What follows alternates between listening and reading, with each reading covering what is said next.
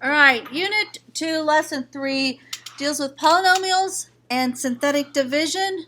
The objective is to use long division, synthetic division, and then we're going to look at what the remainder theorem tells us. Not everything in pre-calculus can be divided using synthetic division. Everything will work using long division. So we're going to start by practicing long division. And this very first problem, these first three, we can't use synthetic division, so we have to use long division. And we'll get into why not here next. So, what goes on the outside of this division symbol? The one that follows the one to the right, so 4x minus or plus 5.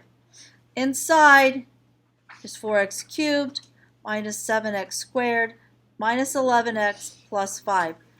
When I write this, I like to make sure that all values are represented underneath there, from cubed, squared, first, and then the constant. So if it's not there, like in the next one, I'm probably going to put it there. So now, how do I get this first number right here? Well, I take that 4x cubed divided by 4x. So what is 4x cubed divided by 4x? X squared.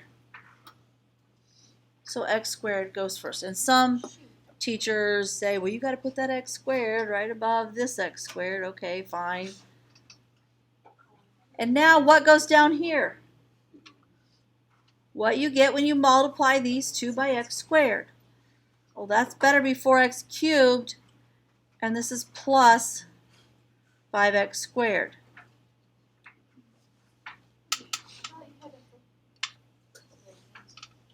Do what? Flip, what do you mean flip them? Well, I'm not there yet. And now, change the signs and add. Or you could just simply subtract. Either way. But changing the sign and adding works a whole lot better than simply subtracting. This cancels, and what do we get here? We get 12x squared. I'm going to go ahead and bring everything else down.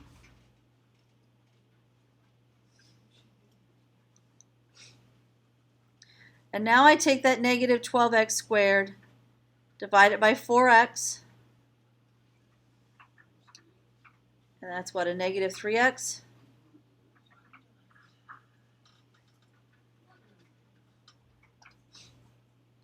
So now these both get multiplied by negative 3x.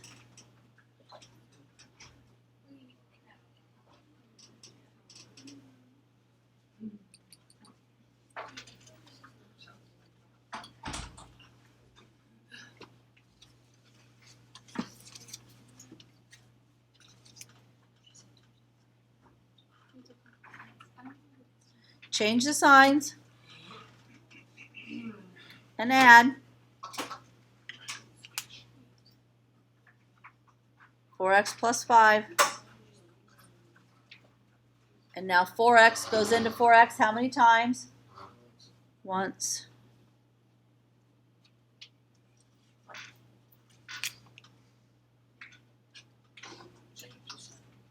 Change the signs and add, and we get 0.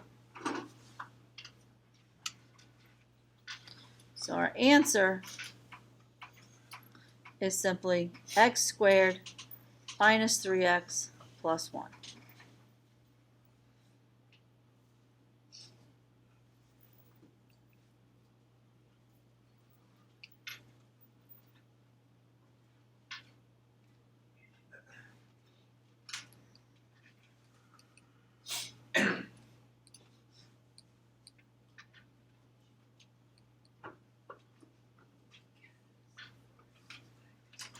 Number 2, any questions on 1?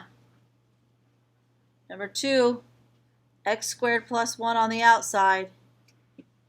Inside is x cubed. I'm going to go ahead and put plus 0x squared plus 0x minus 9.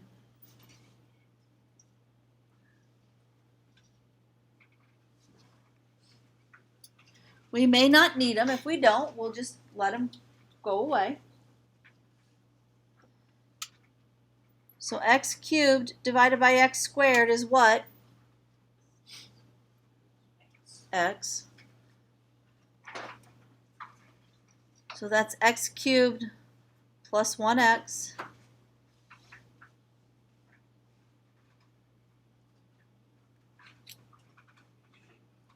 Change the signs. Well, that goes away.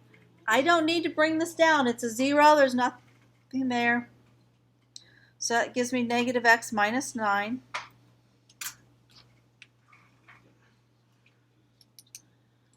This now is smaller than this.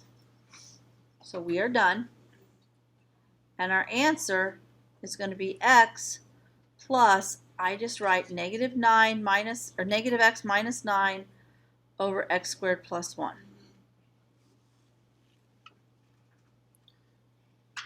Some answers may be x minus x plus 9 over x squared plus 1. How did they get that? Yeah, they took a negative from both of these. Put it out here. I don't care. Either answer.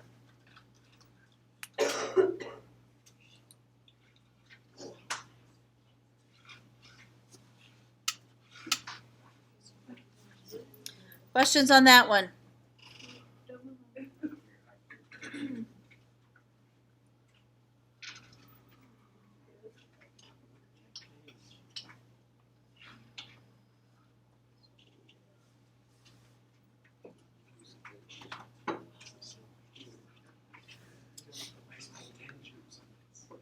All right, last long division one. X squared plus x minus 1,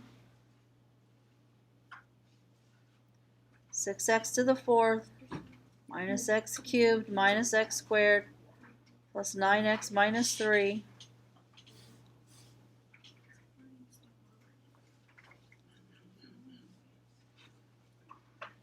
So 6x to the 4th divided by x squared is what? 6x squared.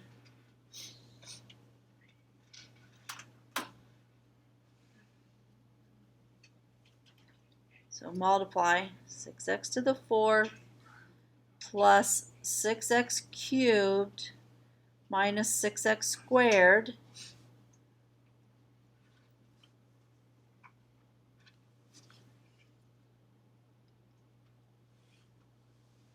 change the signs.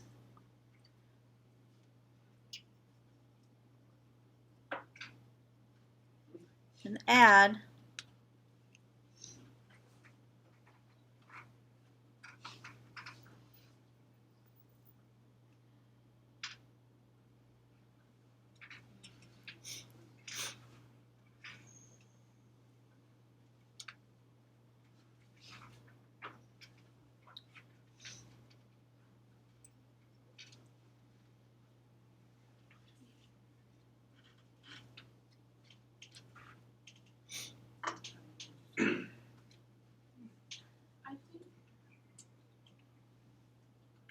This is the third here.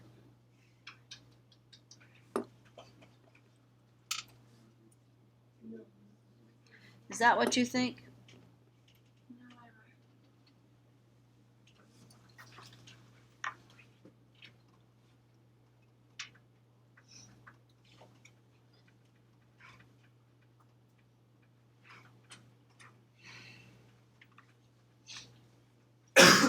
So this gives us a negative 7x, so minus 7x here. So negative 7x cubed minus 7x squared plus 7x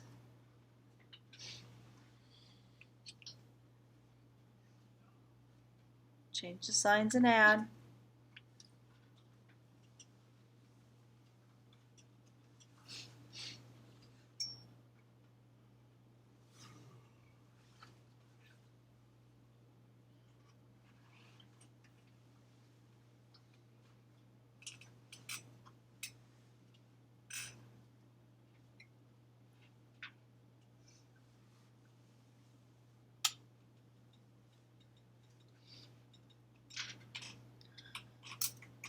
Now we take the 12x squared divided by x squared. What do we get? 12. So 12x squared plus 12x minus 12. Change the signs and add. Negative 10x plus 9.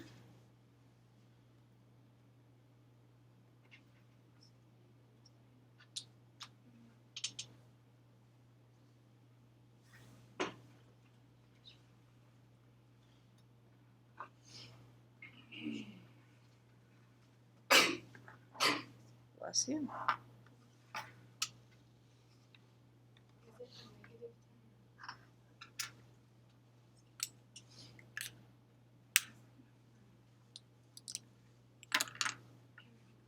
Questions on that one?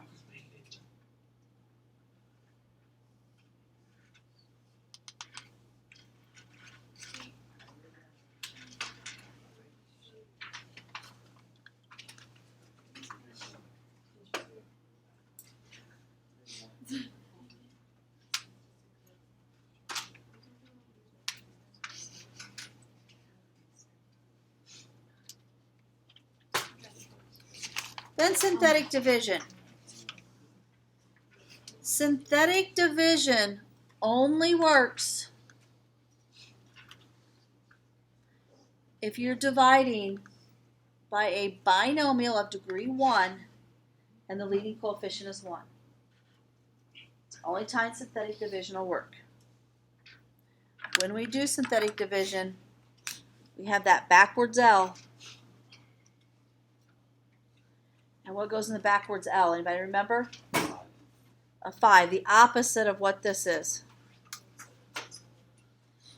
Then across the top, we list just the coefficients. If we're missing a variable in between, we have to put a 0. So we've got 3, negative 17, 15, negative 25.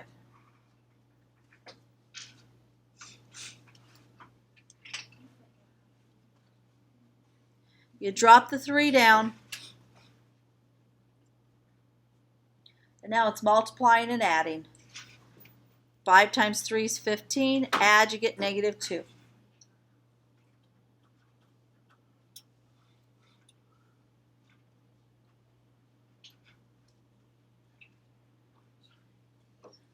Five times negative 2, negative 10. Add.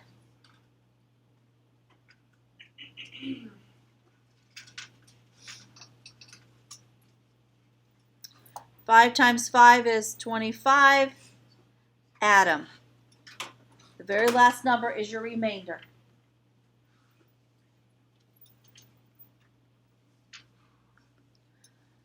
So our answer is going to be 3. This had a degree of 3, so this is going to be x squared minus 2x plus 5. Our answer will go down by 1 degree.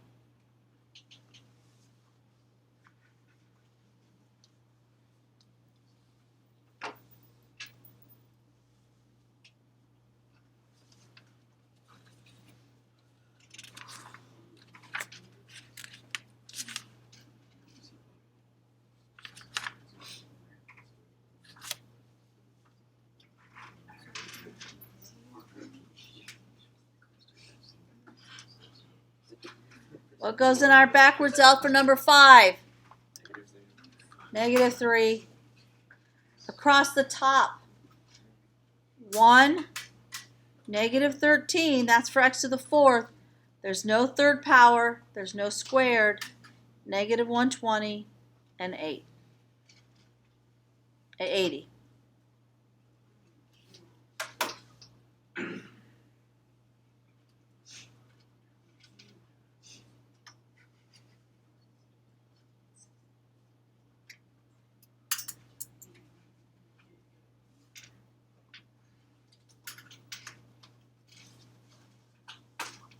Drop the 1. Negative 3 times 1 is negative 3. Add them up.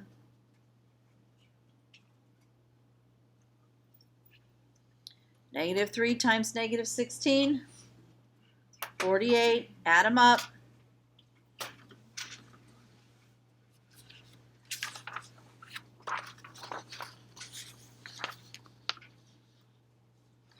Negative 3 times 48 is a negative 144.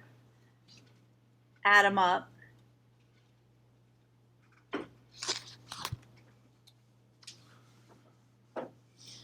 Negative 3 times negative 144 is 432. When you add them up, you get 312. This is a negative 936. Add them up, you get 856.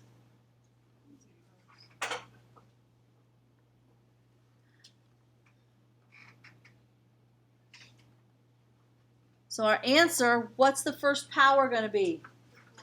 Fourth. So it's x to the fourth minus 16x cubed plus 48x squared minus 144x plus 312 plus a negative 856 all over x plus 3.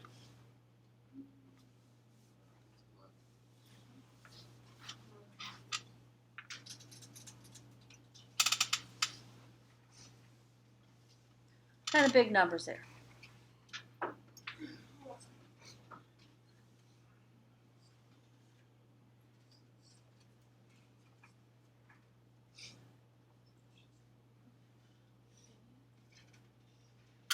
Number 6 is on here for a couple reasons. First of all, we get to deal with some fractions here. So in the backwards L is going to be 1/2. Negative 1/2 actually. What numbers are going to go across the top? 4, 16, 23. Good job. We don't start with whatever shows first. We start with the highest degree. So the highest, though, 4, 16, negative 23, negative 15. If we're lucky, this will be easy math. Drop the 4 down. Well, what's half of 4? 2. So that's a negative 2. So far, so good. Half of 14 is negative 7. Add them up, you get awesome. And half of negative 30, 15, goes to 0. So our answer is 4x squared plus 6 plus 14 x minus 30.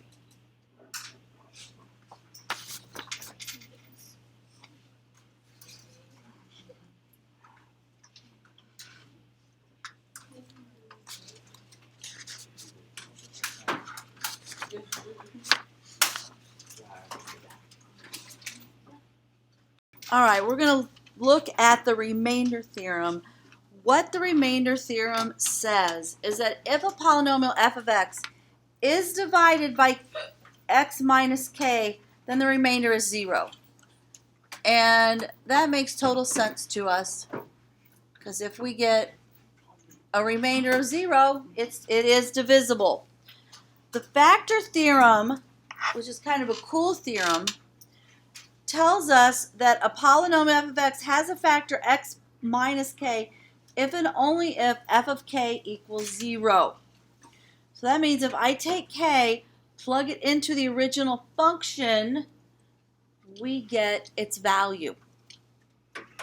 So uses of the remainder theorem in synthetic division. The remainder r obtained in synthetic division provides the following information. Remainder r gives the value of f at x equals k. In other words, if I wanted to find f of 3, if I did synthetic division, this remainder down here is actually what f of 3 will be. Kind of cool. If r equals 0, then it's a factor. if r equals 0, k comma 0 is an x-intercept. So let's look at synthetic division to find the following. So down here, now I know we could easily plug in 1 and get 4 minus 13, which is what? 4 minus 13? Negative 9 plus 10? 1. You don't have to take the third power. Well, what is 1 to the third power? Oh, yeah. 1. 1s are easy to plug in. But if there's things like 1/2, it's not so easy to plug in. So let's do our synthetic division and see if that, in fact, is what we get as our remainder. So across the top, we go 4, then what? 0, negative 13, 10. And we better get a 1 right here. So plug in 4. 1 times 4 is 4. Bring the 4 down. 1 times 4, 4, negative 9, negative 9. We do get 1.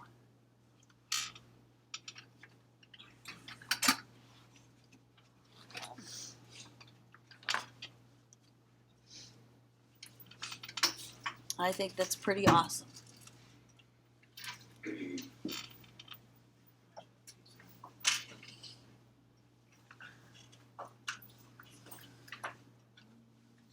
So let's try negative 1/2. You could plug in negative 1/2, but then you're going to have to take 1/2 to the third, multiply by 4, subtract what you get when you take 13 times negative 1/2 plus 10. So you got to find common denominators and all that stuff. Let's see if synthetic division may be a little bit easier mathematic-wise. Drop the 4 down. What's a negative 1/2 times 4? Negative 2. Add them up. What's a negative 1/2 times negative 2? 1. Add them up. Negative 1/2 times negative 12. 6. Add them up. 16.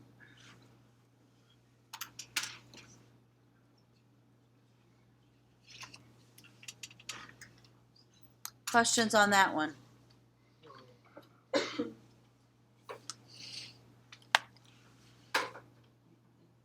Anyone not done?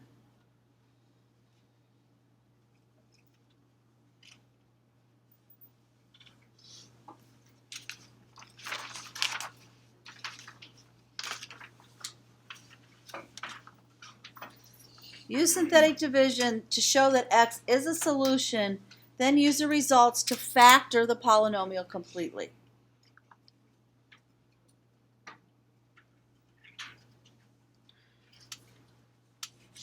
So what goes out in the backwards L? 1/2.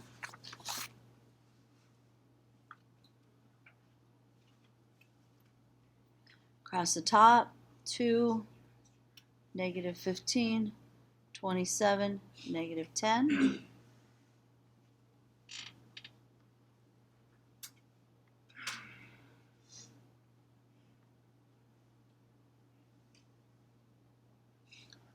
You guys take a minute to do that, please.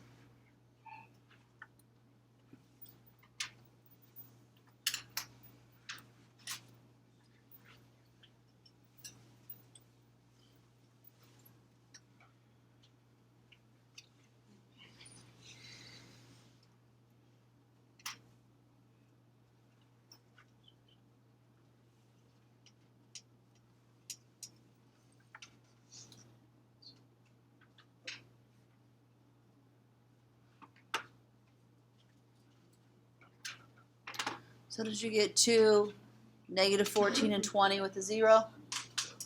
So that means this factors to x minus 1/2, 2x squared minus 14x plus 20. This now becomes a problem we can factor.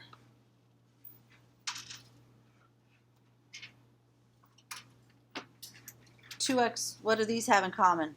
2. 2, so I'm going to pull the 2 out. So explain synthetic division. So that I can factor 2x cubed. So I can factor 2x cubed minus this. Okay. Right now we don't know how to factor this, but they did happen to tell us that 1/2 was a solution. So then that's x squared minus 7x plus 10.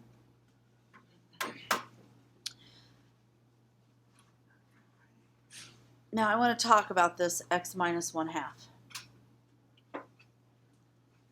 When you solved, when you were given this in factored form, and you solved this one here, you got 1/2 as an answer.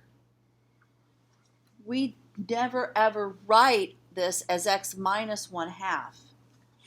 This would have been 2x minus 1. When you solve this, you still get 1/2 as a solution. You do. So I'm going to put this 2 out in front. And now what is x squared minus 7x plus 10 factor to? X minus 5x minus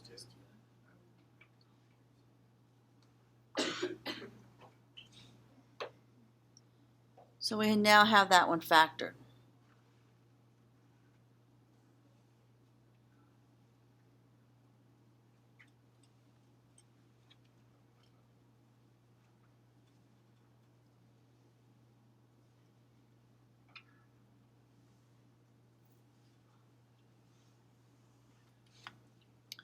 Questions on that one?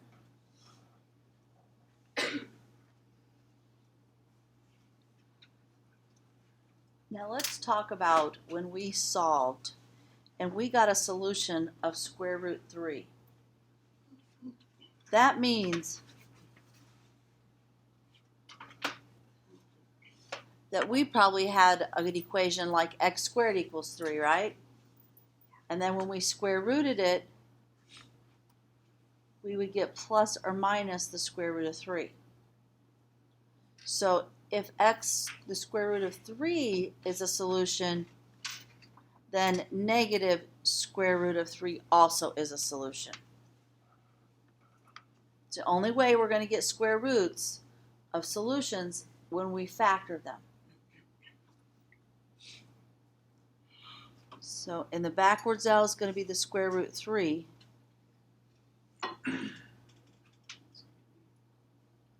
This one's going to be a little bit tricky, but we can handle it.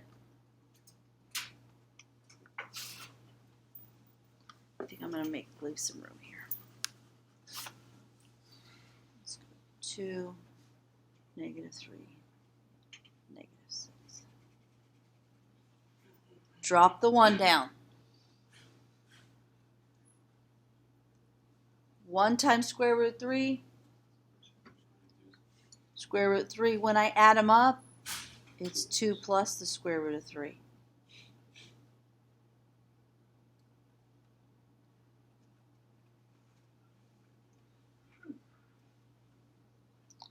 Now I've got to take this and multiply it by square root 3. Well, what's square root 3 times 2? 2 square root 3 plus, what's square root 3 times square root 3? 3.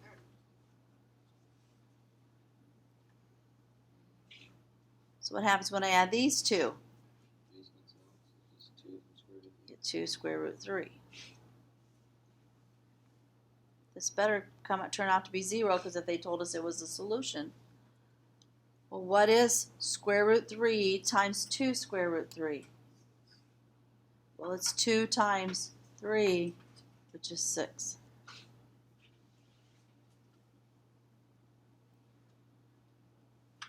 This doesn't look like any fun trying to factor it. That's why I brought up the fact that negative square root 3 is also a solution, which means it has to be a solution to this one too. So we can do synthetic division to our new function, which is a squared function. So 1 2 plus square root 3, 2 square root 3. If it truly is a factor, we better get a 0 here.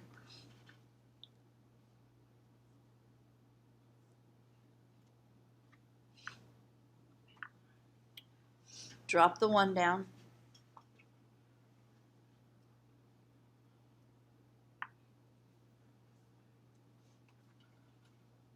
Negative square root 3 times 1 is negative square root 3. Add them up, we get 2.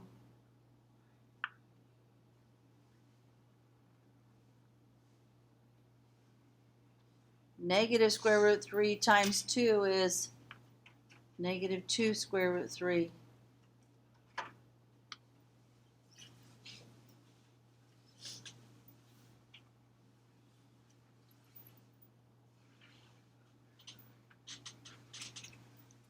So then when our results, this is going to be what? X plus 2?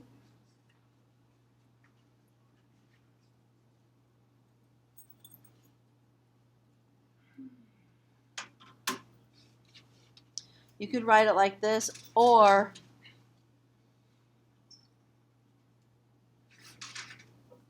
could have written it as x squared minus 3, since we talked about that up here. Either way, I'll accept either way.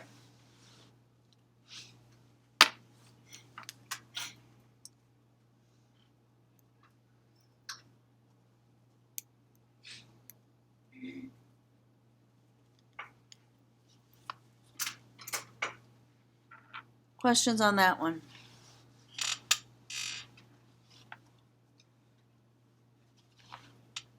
And then the last one in this lesson is verify the given factors of f, find the remaining factors of f, use the results to factor it completely, and then list all zeros. So there's a lot to do here. So first thing is verify that they are a factor. How do I do that? Perfect. Do synthetic division, see if we get 0. I'm going to start with this one. So what goes in the backwards L? 5. It's the opposite. And then 1, negative 4, negative 15, 58, negative 40.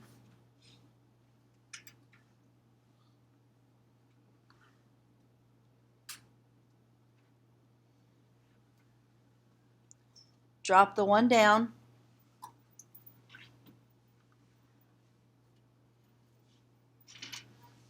So 5 times 1 is 5.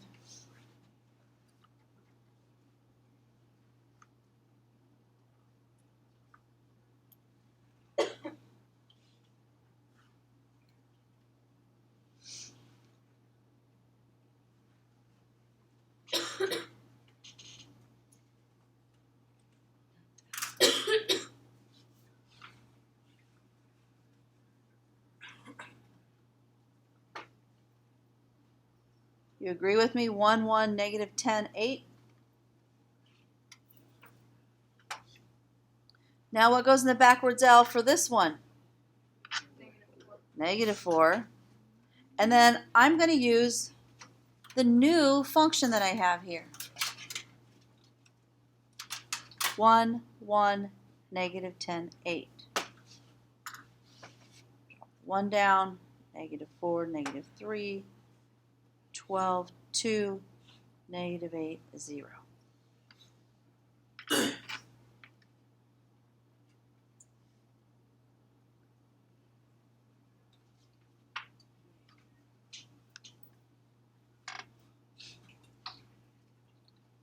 Yes? Will it ever matter which one we do first? No.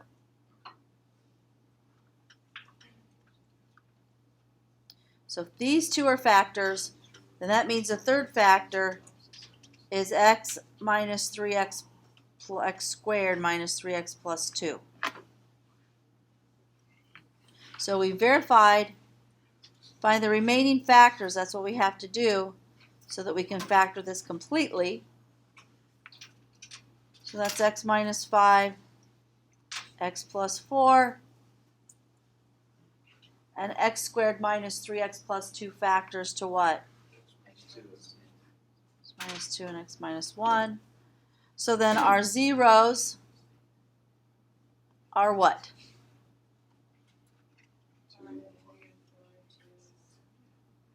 5, -4, 2, and 1. So we have lots of different answers on this one.